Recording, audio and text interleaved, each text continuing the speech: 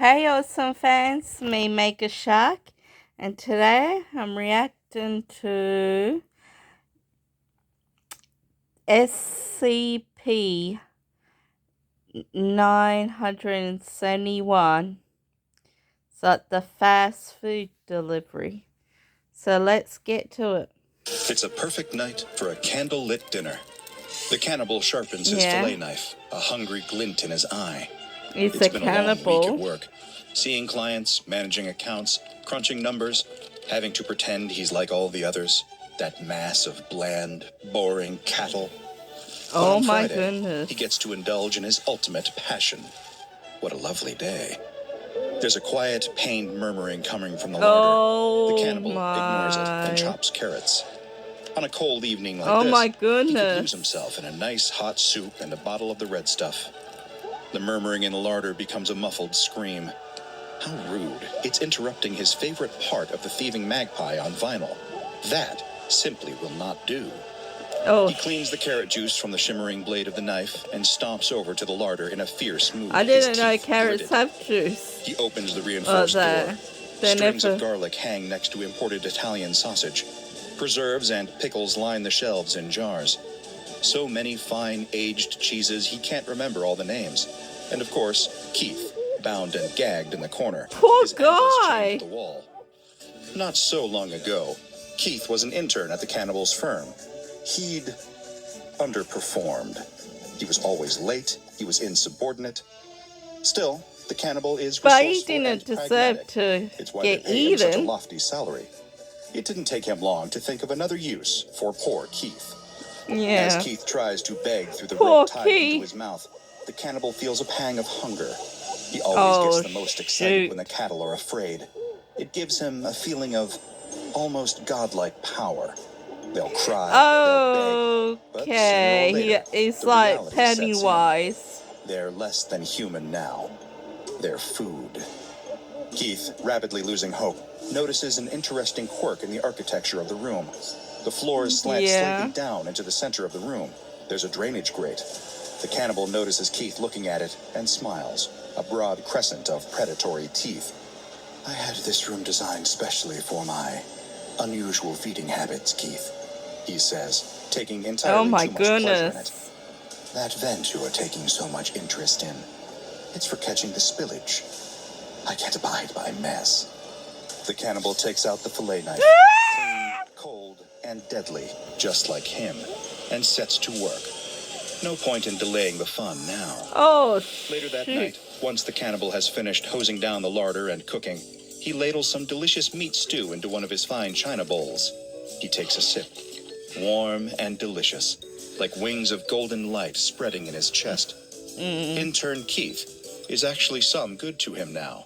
Life can be full of surprises like that. The next day, as the cannibal sits in the corner office of his beloved high-rise, sending off emails to his most treasured clients, he feels so wonderfully at peace. He always feels that way after a feeding.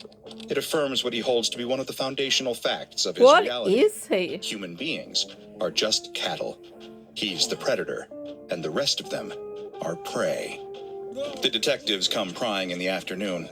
He expects that much. They ask him the standard battery of questions, details about his own life and history, his limited interactions with intern Keith, whether he noticed anything strange. The cannibal plays the part of the concerned citizen perfectly. He assures the detectives that, sadly, he doesn't have any information that will be of any use to them. But he hopes that the poor fellow is found safely. While he says that part, he tongues a stringy little fiber of Keith still stuck between his molars. When the detectives leave, he feels the ultimate thrill. He got away with it. The only evidence that could put him away is currently moving through his lower intestine. We need the transgression emboldens the SCP agents to lock him up. What would be the harm of going for a double this time, just to celebrate how well the first one went? He grins to himself. We need the SCP agents to lock him up. We need them. Where he prowls in his Mercedes-Benz like a metal crocodile. Rain falls like deadly knives. Where are these agents? agents? His river, his hunting ground. Nobody misses people here, and that's something he's counting on. As he drives and seeks out his next victim, he finds himself reminiscing fondly about his past meals. There was the lonely woman walking home from the gym. He watched her working out through the glass all night, feeling his hunger grow. He's a patient ambush predator. When she left the gym, he got out of his car and pulled a black balaclava over his face, a hammer hidden inside the sleeve of his jacket. She didn't turn around until he was right behind her, and by then, well, it was already too late. She made a passable meatloaf. Oh! Of course, there was the roadside mechanic. He was easy enough. All it took was a phone stolen from a previous victim and a long, dark back road. He turned up in the middle of the night to solve what he thought was a car problem, but was, in fact, a problem of desire. Yeah. He can't hide his surprise when he sees the cannibal step out of the dark with a handgun in his steely grip. He went placidly into the back of the cannibal's car, as meek and obedient as a baby lamb. He made wonderful steaks later that night. And how could he forget the teenage boy that he lured over to his home by pretending to be a girl his age online? Yeah, never, do that. It's so dangerous. Back in the present, he selected his target. He parks on the side of the curb when he sees a homeless woman bundled up in the cold. He can give her a warm place for the night. Just not the kind she expects. It's a prize, car, his form hidden behind a long, expensive raincoat. A normal person. He slides up to the homeless woman and nudges her with his foot until she wakes up, confused and annoyed. He feels like a thrill tonight, a real hunt. When she asks him what the big idea is, waking her up like that, instead of answering with words, he reaches into his coat and pulls out an axe. Her eyes widen when she sees it. This man, this monster, means her terrible harm. She wills herself up to her feet, surfing a cascade of adrenaline, and starts to run down the street, screaming for help. Run! Exactly like he wants her to. That's when the chase begins. I hope the As shutters close and lights turn off, the homeless woman tears down the cold and desolate streets. The people in this neighborhood know better than to poke their nose into somebody else's business. They've been trained to close their eyes and just be thankful it's not them. Their apathy is the cannibal's greatest ally in these monstrous hunts. The woman tries banging up against indifferent doors, her cheeks streaked with tears. No response. The cannibal keeps up at a steady jog, honed over countless hours on the treadmill at his favorite premium gym. He can catch her at any time he wants, but it thrills him to prolong the chase. We need the SCP agents, like his true self, the predator inside. But the homeless woman hasn't given up. She refuses to lay down and become prey to the monster with the axe. When she realizes that nobody else will help her, she's left with one option.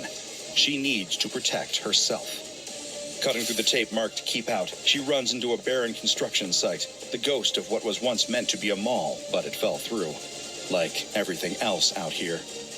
With her bare feet stinging against coarse gravel, she runs towards some half-completed stairs at the base level of the construction site and begins scaling them, flight after flight, with some inhuman wind at her back. Not far behind, the cannibal grips the lacquered wood of the axe handle, taking steady strides. The fear, he thinks, will only make her taste better. There's no way in hell that some poor stray like this would ever be able to best him. There's one thing that the cannibal underestimates: his would-be victim's will to survive. And that's a mistake that will cost him dearly. The cannibal's pursuit of the homeless woman leads him onto one of the construction site's many vacant floors, filled with ghostly sheets of translucent plastic and metal support beams. It's like something out of a cheap horror film, the perfect setting for an axe murder. And the cannibal more than intends to fulfill that prophecy. He stalks through the sheets of plastic, dragging his axe along the ground behind him with a menacing scrape. She's got to be around here somewhere. He checks behind some old cement drums. Nothing. He takes the time to peer around each concrete pillar, his nice shoes making a pleasing tap, tap, tap on the ground. "I know you're around here somewhere," he says. "Don't think you're getting one over on me. This is the fun part. I'm just working up an appetite." Oh, brother. This is where he makes his fatal error. He's wearing a nice pair of lace-up shoes, and she isn't wearing anything on her feet at all. So while he's gloating and taunting, he can't hear her quietly walking up behind him. Girl. He doesn't even realize she's there until something strikes the back of his head with tremendous force, knocking him to the ground, dazed and eyes full of bright white flashes. The axe falls to the ground next to him, just out of his reach. He turns, She his hair should kill already him. dirtied with blood, and sees her standing over him. Kill him. She's carrying Kill a him. length of rebar, the Kill top him. curdled into a club of hard concrete. Kill him. Kill stained him. red. Kill him. She doesn't give him a chance to get Come out on, a word. kill him. She hits him again and again. There you go, His arms, sweetheart. his legs, his ribs, his Yes. face. She beats him within an inch of his Beat him. life Beat him and up. leaves him there in the cold, surrounded by ghostly sheets of billowing plastic. The cannibal lays there, too agonized to move. It isn't long before he sees the flashing red and blue of police lights, the wail of sirens. He knows his cursed lie of a life is over, and he can't even make a run for it. What follows is a blur for the cannibal, but a major piece of news for everyone who knew him. He's arrested and booked. He's They still search his alive apartment after and that. find what the press take to calling his kill room, specially designed to aid in the butchering and devouring of his victims. Yeah. They find the evidence in his bedroom safe. Trophies, trinkets he's taken from his former meals. They definitively connect him to 12 different local disappearances, none of which he has convincing alibis for. In other words, the cannibal, who has given this fate to so many others, is Yeah. cooked. Because of the publicity Yeah. around the case and the grand sense of public shock, the judge felt pressured to throw the book at the cannibal. He was sentenced to death by lethal injection. Yes. Upon hearing the Yes. sentence, the cannibal bursts into tears in the courtroom. It becomes Oh, a viral Twitter don't moment. give those He spends a tears. quarter of the time a typical You convict deserve spends on this. death row. It's a quiet and lonely time. A living hell. At least, he thinks, it'll be over when they've pumped him full of deadly chemicals. The hatred, the humiliation, he won't be able to hear it anymore. It comforts him as they strap him down to the gurney and insert the syringes into his veins. Everything goes dark. And then he wakes up in neither heaven nor hell. He wakes up in a crowded, secure bunk wearing an orange jumpsuit, surrounded by so many other haunted, broken men, confused and huddled. The Occasionally, armed men SCP's would got enter it. the bunk and remove one or two of the orange jumpsuited men. Sometimes they would come back. Most of the time, they wouldn't. The cannibal notices one man coming in and out. Every time, he seems a little more shaken. Driven by his curiosity, the cannibal approaches this veteran prisoner and asks him what's out there. Who are their captors? What's going to happen to them here? You The don't answer he want to hears know. fills him with terrible dread. They're in some kind of laboratory. Monsters. When they're extracted from the bunk and taken out into the testing areas, they're exposed to cursed objects, monsters, entities beyond comprehension. The veteran tells the cannibal about a giant reptile perpetually submerged in a giant tank of acid. A plague doctor forever working on Oh, Frankenstein-esque zombies I love cobbled him. out of the corpses of their kind. That terrible rotten man in the dark room. Oh, who I can know go through him. walls and feeds on pain. Eventually, every single one of them will be called out to face judgment, to be the subject of some terrible experiment. Perhaps it's worse than hell, the eventual fate and the seemingly eternal wait for it. When the time comes, the cannibal's number is called. A pair of strangers in black tactical gear and pistols holstered at their Yep. hips. He feels cold sweat congregating on his brow. Is this it? Is he going to be fed to monsters or shoved into some nightmarish pocket dimension? Yep. Used for live target practice or in some twisted experiment by an immortal plague doctor? After hearing his head filled with horror stories by all of his fellow prisoners, he feels fear, true and pure and paralyzing. Is this how all of his victims felt Yep. before the knife slashed or the axe Yep. came down? The men in the tactical gear walk him down a long, narrow alleyway into another secure room. It reminds him of the police interrogation room he'd seen when he was first arrested. Plain white tiles, a metal table in the middle of the room. He's encouraged to sit, and he does so, feeling his heart pound away in his ribcage. A prisoner inside a prisoner. It feels like he's waiting for an eternity for that door to open and a scientist to walk in. The scientist is carrying a paper bag, a bag that might contain all manner of inconceivable horrors. The cannibal even flinches when the scientist puts it on the table in front of him, expecting that something might leap out and attack without warning. I But know. no, the bag remains deathly still. And the scientist encourages him to I know open it. what that is. With trepidation in his pounding heart, the cannibal You're not opens the gonna bag like and this. reaches inside. Waiting for him within is a hamburger, still warm. He wonders at the catch. Will the burger eat him? Will he explode after taking a bite, or turn into stone, or some kind of monster? All the horrible possibilities feel infinite. He tries to delay, to stall, but the inevitability of it all sinks in. He needs to take a bite of the terrifying burger. The cannibal sinks his teeth in, taking a cautious bite and waiting for the other shoe to drop. But to his immense surprise, it just seems to be a normal burger. No, it's not. It's a toxic fast food delivery. So being toxic means... He's confused. The researcher clears their throat and asks a single question. Did what you just eat have the taste and texture of human flesh? The cannibal, wondering if this is some kind of trick question, shakes his head. No, it's just a perfectly normal burger. What's the catch? But he never finds out the catch. Instead, the researcher thanks him for his time, and the guards take him back to his cell to await some other experiment that requires his services. He'll never know the truth of SCP-971. Yeah. But you will, dear viewer. Right now, in fact. Hey, Bob. SCP-971 refers to a collection of worn takeout menus from an unknown food delivery service going by the name Quick and Ready Meals. Yep. Its supposed parent company denies any knowledge of its existence, and no official business records of the company have been found. To the untrained eye, they don't even appear to be out of the ordinary. The menu lists several standard takeout items. Burgers, chicken sandwiches, chicken fingers, fries, and soda. If you call the number on the menu, you'll be greeted by an online directory on the other side of the line, inviting you to put in the numbers corresponding to your order. After this, your credit card will be charged, and within 15 to 20 minutes, a paper bag bearing the Quick and Ready Meals logo will appear on your doorstep. You'll probably enjoy the meal, except for one thing. Even if you ordered chicken, you won't quite be able to place the flavor of the meat you're eating. That's where our cannibal came in, better known to the Foundation as D1282. Naturally, the Foundation's first theory as to the nature of the SCP-971 mystery meat was that it was human flesh. There was no real reason for this, other than the fact that when the Foundation deals with meat-based anomalies, it often ends up being some variation on human flesh. However, when our fine young cannibal took a bite of his SCP-971 burger, he was just as confused by its contents as anybody else. That's because the contents of the meat wasn't, in fact, human flesh. It was something much stranger. All of the meat from SCP-971 has been sourced from animals on the EEC Endangered Animals list, including pandas, cheetahs, red wolves, and other endangered mammals. And strangely enough, these creatures don't seem to necessarily be harmed by the process.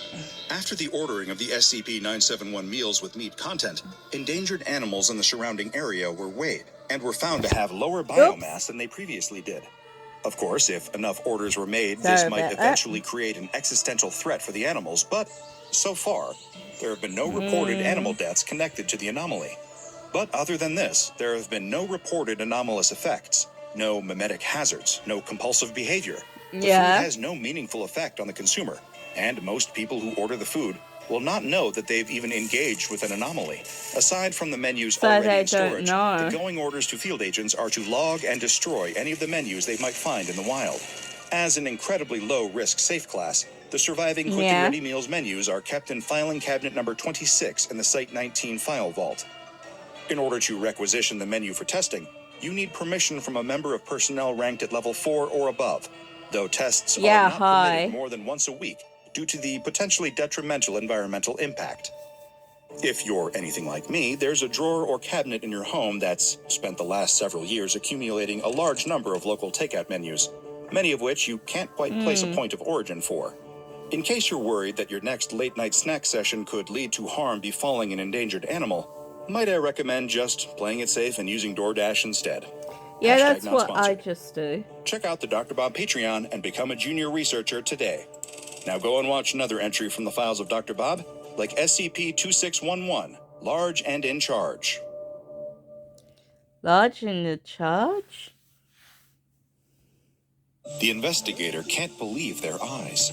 The months of About searching, what? the hours spent scouring through CCTV footage, and the days of combing the woods for any clue as to where the missing woman was. The police have long since given up on the case when it lands on the PI's desk, their reputation for finding missing persons having reached the ears of a grieving father. Yeah. The man's wife vanishes on the same day their daughter is born. Oh my His story goodness. is full of things that don't add up, like his wife mentioning their daughter, despite having only just been delivered, spoke in an adult's voice before the husband entered the room. It all sounds crazy, as does the notion that someone could just walk out of the hospital and off into the woods after hours of painful labor. This is not good. But little does the investigator know, this search is only set to get stranger. The woods are meant to be desolate, utterly devoid of human life, save for the occasional hiker.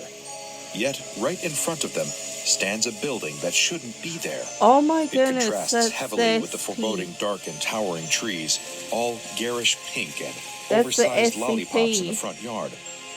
It's real, though. That much is clear as the investigator steps closer and closer until they're walking inside. It's a candy store. The shelves are filled with rows and rows of open containers you should leave with every and don't variety touch of sweet any treats on display. candy. If this wasn't so strange, it would almost make the investigator hungry. But don't any appetite eat quickly anything. exits their body in an instant when their flashlight beam falls over a body lying on the store floor Oh my goodness, under a it's pile her. of those gummy strawberries that get stuck to the roof of your mouth and lodged in your teeth when you chew them. The investigator doesn't even need to uncover the corpse to know they've found who they're looking for. The gown from the local hospital is enough to tell them. Suddenly, something moves behind the counter of the store, and the investigator's light quickly jumps over the source of it, causing them to yell at the appearance of a cloud in a torchlight. Well, hi there, hon. Hi. Welcome to Mill's Candy Shop. The SCP Foundation has long been aware of an anomalous phenomenon that seems to affect the population in the state of Rhode Island. Seemingly at random, this inexplicable event will occur within newborn infants, regardless of where in the state delivery takes place. So far, the Foundation has been unable to determine a causality or even a common pattern among the affected births. They don't take place at one specific hospital, nor are they more likely to occur within close proximity to any determinable point of origin. Yet, frighteningly, any baby born in Rhode Island can potentially, without any early indicators to forewarn parents, suddenly start speaking in an adult, masculine-sounding voice. These events are classified under the designation of SCP-5986. Naturally, hearing a newly born child suddenly speaking moments after delivery can be frightening for expectant parents. Early reports of the incidents were dismissed by certain members of Foundation staff as being stress-induced auditory hallucinations experienced by new mothers as a result of intense labor. However, this theory was quickly disproven both by the specificity of the newborn speech patterns and the fact that the adult voice was heard by not just mothers post-labor, but spouses and hospital staff alike. Foundation researchers that ascribed to and advocated for the dismissive stress voices theory were sent to a mandatory workplace conduct and sexism sensitivity seminar and reassigned as a result. Given the abrupt and unpredictable occurrences of SCP-5986 events, the Foundation has seen fit to covertly station a number of its agents within maternity wards and centers throughout the state of Rhode Island. These operatives are embedded within the ranks of medical staff with the goal of administering amnestics to any civilians, be they parents, midwives, or other hospital workers, who bear witness to an SCP-5986 event.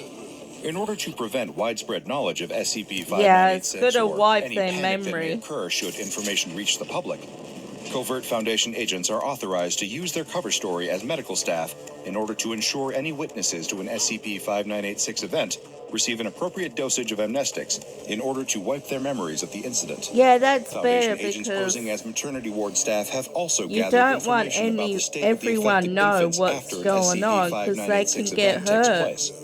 Through observing medical records and the results of the standard tests performed by doctors after birth, the SCP Foundation has determined that newborn children affected by SCP-5986 suffer no residual side effects after the initial incident. By every observable measure, both medical and anomalous, they are unharmed and completely healthy. While at present none of the affected newborns have grown to adulthood, their medical records are being kept on file by the Foundation, with automated alerts set up should any of them be admitted to hospital with potentially anomalous symptoms in the future. While they can affect any child born in Rhode Island seemingly at random, the only known consistency of SCP-5986 events themselves is that they all follow the exact same sequence. Regardless of the gender assigned at the birth of the affected newborn, they will still produce the exact same masculine-sounding adult voice. Foundation audio engineering experts have conducted a thorough analysis of recordings of this voice, some even spending months poring over waveforms in order to try and match the exact inflection, tone, and accent to any other known recording. Yeah, to know what the Foundation has been unable to determine who the voice belongs to. Theories have ranged widely, with some audio engineers speculating that whoever the original owner of the voice is, they must have spent the entirety of their life avoiding any form of audio recording device, leading to a lack of potential matches. Other specialists in the field of anomalous entities have expressed the belief that the voice heard during SCP-5986 events is being projected physically through newborns and isn't the actual speaking voice of another human being. All anyone can agree on, however, is that the voice uses no digital alteration, nor is it generated by artificial intelligence. However it is reaching the newborn children of Rhode Island, there is seemingly no electronic component to the voice, not being broadcast via radio waves or even using the internet. I know it's Another hurdle anomaly, presented to those trying to determine the voice's origin is the lack of any other sound bites. All the Foundation has access to are the recordings from SCP-5986 incidents, and these all follow the same transcript, with little to no variation. The spoken words themselves always take the exact same form as well, that of an advertisement which is spoken aloud by newborns as follows. What's up, parents? Hey, did you know that children have 3 times as many taste buds as you old folks? Yes, I know that. That's why you should take me down to Millie's Candy Shop so I can eat plenty of delicious, sweet goodness. And don't worry about packing on extra weight or getting cavities, as all of Millie's candy is 0 calorie with no sugar. That's right, no, thank 0 you. calories and no sugar. Maybe you parents will even want in on some of this action, huh? We'll see you there. Following delivering this ad copy, the affected newborn will then wink and lose consciousness, signaling the conclusion of an SCP-5986 event. Naturally, as well as trying to determine the source of the voice and any potential harm SCP-5986 does to the children it affects, the SCP Foundation was also eager to ascertain the location of the aforementioned business, Millie's Candy Shop. An organized effort was carried out by Foundation web crawlers to scour the internet for any mention of a confectionery store operating in Rhode Island under the aforementioned name. There were 0 results found. Agents were dispatched to conduct interviews with members of the public in the area under the cover story of a marketing questionnaire. Unanimously, residents of Rhode Island all consistently stated that they've never heard of or visited anywhere called Millie's Candy Shop.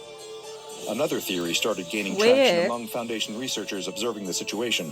What if the advertisement originated from a different point in time? Detractors argued that the language and vernacular used were too close to modern-day spoken English for the message to have been somehow anomalously transmitted from the past. Still, determined to find a definitive answer, the Foundation requisitioned the entire documented history of Rhode Island, gathering up city charters that dated back to the very formation of the state itself. There was no written record of a Millie's Candy Shop having ever existed anywhere. The Foundation had been, thus far, unable to determine where the message heard during SCP-5986 was coming from. That is, until a web crawler, who had been tirelessly trawling through swathes of online data, found one of the first and only references to Millie's Candy Store anywhere on the internet. The source was an amateur blog written by Leah Hampton. Back on the 11th of March 2020, Leah Hampton had been assisting her wife Sarah during labor. Leah worked alongside Paula Gallagher, a midwife from the local hospital, and was able to successfully deliver the couple's son, Stein. Upon delivery, like several other Rhode Island newborns, Stein underwent an SCP-5986 incident. Really? However, there existed no record of this in the Foundation's accounts of known occurrences of the anomaly. Normally, a name associated with an SCP-5986 event would have been immediately flagged by the Foundation's automated system, given that they kept a log of all the SCP-5986 incidents. However, because the Hampton son was delivered during an at-home birth, any record of the event was missed, and as a result, the three witnesses, Leah and Sarah Hampton and their assisting midwife, Paula Gallagher, did not receive subsequent amnestic treatment. Didn't got memory Leah was able to document her experience of an SCP-5986 publicly on her blog titled Road Wyland. Although, owing to its low readership, the Foundation was able to contain the spread of this information once it had removed the website and successfully administered amnestics to the Hampton family, Ms. Gallagher, and a handful of people who owned computers that had accessed the Road Wyland domain through their browsers. Yeah, However, one crucial piece of information that led to the Foundation archiving a copy of Leah's blog post about the incident was the fact that her newborn son's SCP-5986 event differed slightly from the standard transcript that the Foundation had recorded before. This one came with directions to reach the elusive Millie's Candy Shop.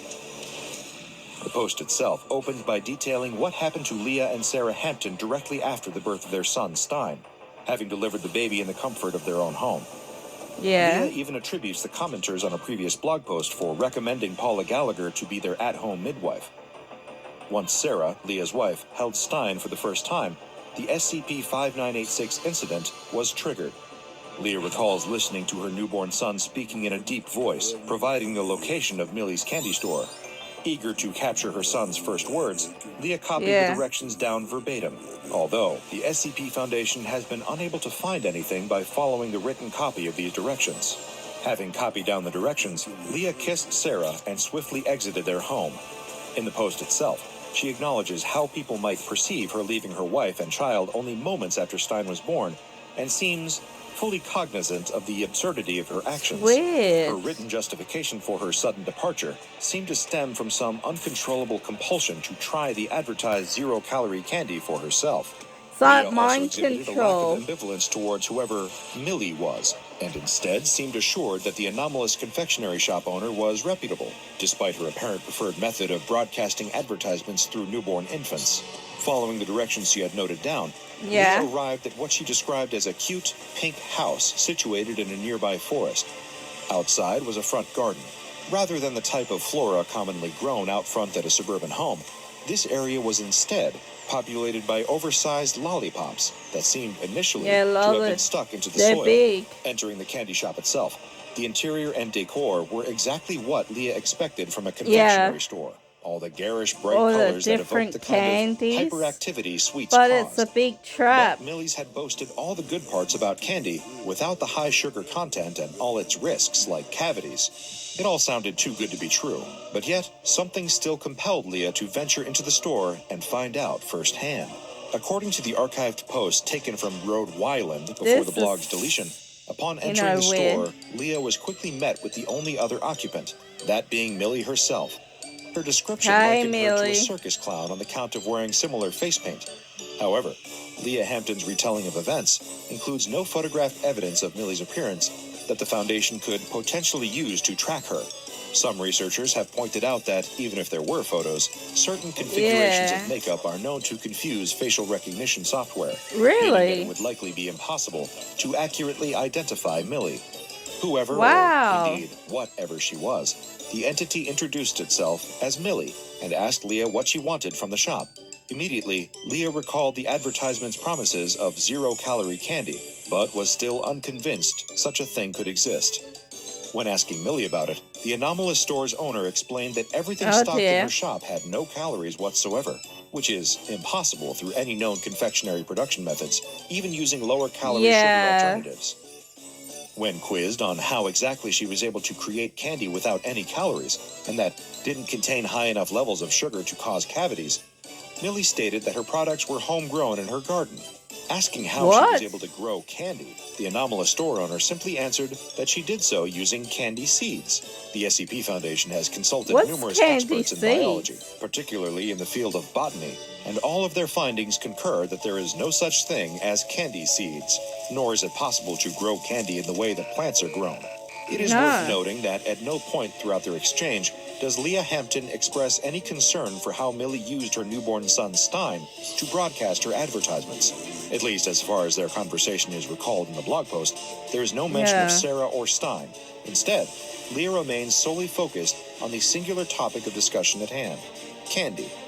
However, Foundation behavioral analysts believe that this hyperfixation on Millie's candy was likely triggered through anomalous means during the SCP-5986 incident witnessed by the Hamptons, in much the same way that Leah suffered an instant compulsion to seek out Millie's candy shop after hearing details of its location. Researchers are currently still uncertain, however, as to why the same compulsions weren't exhibited by Sarah Hampton and Paula Gallagher, who were also present to witness the SCP-5986 event involving the newborn Stein. Guess Although many researchers have expressed their relief that this wasn't the case, as had all three witnesses been compelled to find Millie's candy shop, this would have resulted in a newly delivered infant being left completely isolated without the presence of an adult only moments after being born. During the next part of their exchange, possibly still under some kind of mesmeric or cognito-hazardous anomalous influence, Leah Hampton requested a sample of the advertised zero-calorie candy. She was presented with a small pack of gummy bears by Millie and instructed to give them a taste test. Noting that these were her favorite type of candy, Leah obliged and opened the packet. She retained at least some level of awareness of the laws of physics in spite of her current situation, as evidenced by her reaction to what happened next. The candy reportedly began floating weightlessly out of Leah's hand. Oh my goodness. Even when she tried intentionally dropping them, gravity simply did not act on the gummy bears, and they remained suspended in the air. Millie chimed in to offer the explanation that her products still naturally follow the digestive tract when eaten, and pose no risk of being stuck inside the body during or after consumption. Without hesitating, Leah then quickly ate the anomalous confectionery and was instantly that's not a good idea. She then proceeded to buy several large boxes of the candy, justifying the bulk purchase with how reasonably they were priced, and as a means to fulfill Sarah's post-pregnancy cravings. We need the agents. It is unclear how many boxes Leah purchased or how. We need the SCP Foundation has been, as of yet, unable to recover the anomalous candy despite making several sweeps of the Hampton residence. It is entirely possible that Leah Hampton consumed all of the gummy bears she bought, and her health is being monitored by Foundation agents embedded in the local area for any adverse anomalous side effects. An examination of her financial records does show an unusual charge made to her bank account. However, no amount or recipient account is listed. Further investigation by Foundation computer experts has been unsuccessful in tracing this transaction to any business account anywhere in the world.